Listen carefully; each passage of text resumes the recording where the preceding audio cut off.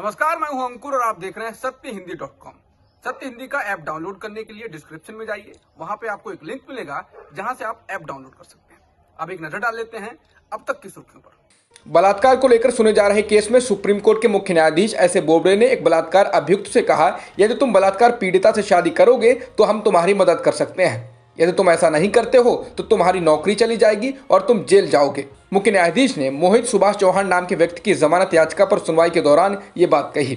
Chauhan Maharashtra state electric production company के कर्मचारी हैं। उन पर नाबालिग स्कूली लड़की से बलात्कार करने का आरोप है और पॉक्सो के तहत मुकदमा चल रहा है। याचिकाकर्ता के वकील ने कहा कि जब लड़की पुलिस के पास शिकायत लेकर गई, अभियुक्त की मां ने लड़की से कहा कि वह उससे शादी कर सकता है, लेकिन लड़की ने इससे इनकार कर दिया था।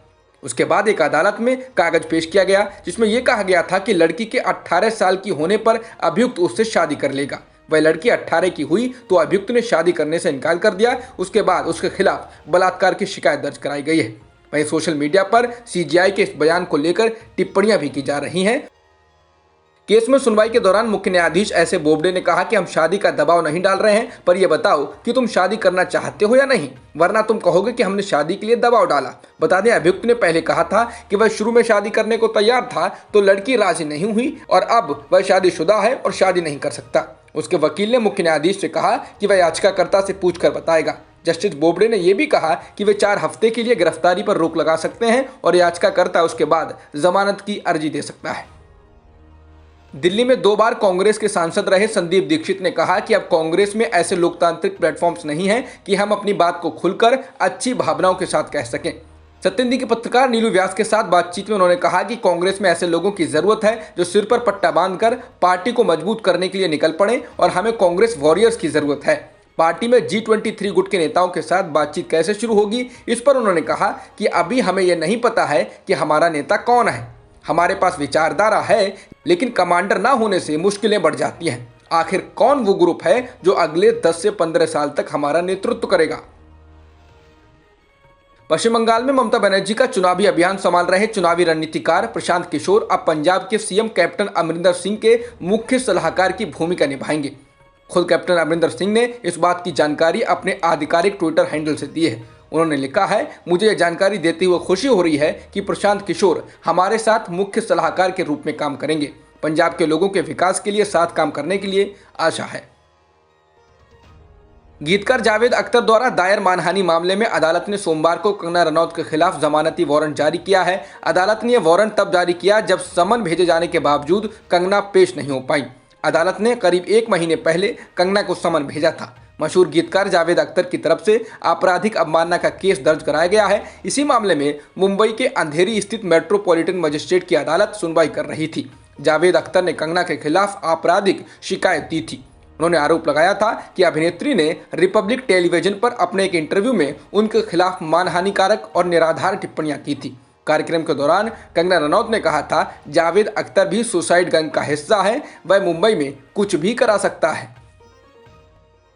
पेट्रोल डीजल की कीमतों से परेशान आम आदमी को रसोई गैस के सिलेंडर के बढ़ते दाम भी चिंता में डाल रहे हैं। 1 मार्च यानी आज एक बार फिर दिल्ली में सब्सिडी वाले घरेलू गैस सिलेंडर के दाम में 25 रुपए की बढ़ोतरी की गई है। इसी के साथ दिल्ली में अब 14.2 किलो के सिलेंडर का दाम 819 रुपए हो गया है। इसके अलावा कमर्शियल एलपीजी सिलेंडर के दाम भी बढ़ाए गए हैं। कमर्शियल एलपीजी सिलेंडर में 95 रुपए की बढ़ोतरी की गई है। इसी के साथ 19 किलोग्राम वाले सिलेंडर का दाम बढ़कर अब 1614 रुपए हो गया है।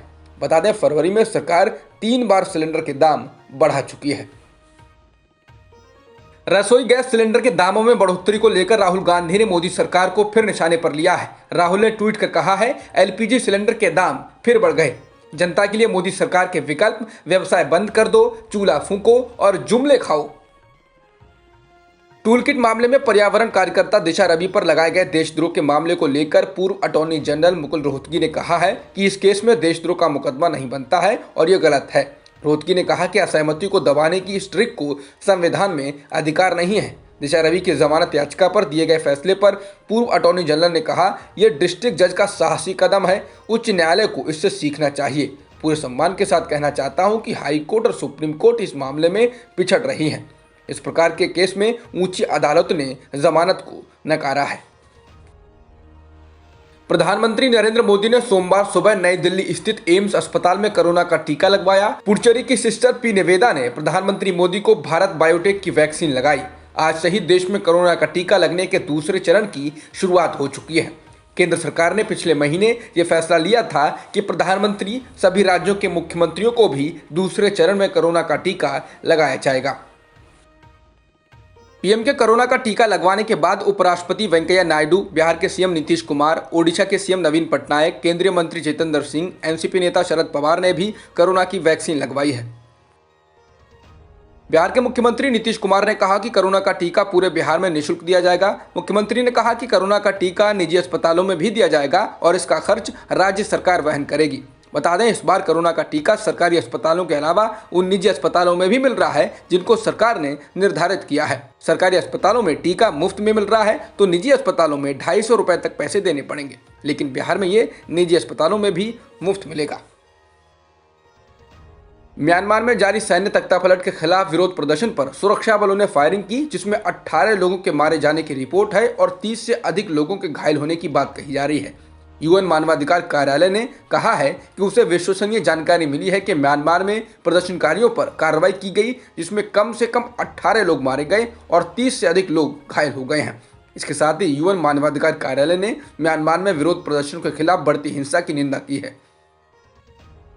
सैन्य तख्तापलट के बाद से हिरासत में ली गई म्यांमार की सर्वोच्च नेता आंग सान सू की पहली बार कोर्ट में वीडियो कॉन्फ्रेंसिंग के जरिए पेश हुई।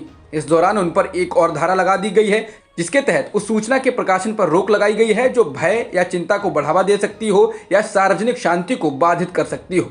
इससे पहले आंग सान सू की पर 6 वॉकी टॉकी रेडियो को अवैध रूप से आयात करने और कोरोना वायरस प्रोटोकॉल को भंग करने को लेकर प्राकृतिक आपदा कानून के उल्लंघन करने का आरोप जोड़ा गया था। अब तक की खबरों में इतना ही। बाकी खबरों के लिए बने रहिए सत्यहिंदी.com के साथ। सत्य हिंदी का ऐप डाउनलोड करें गूगल प्ले स्टोर पर।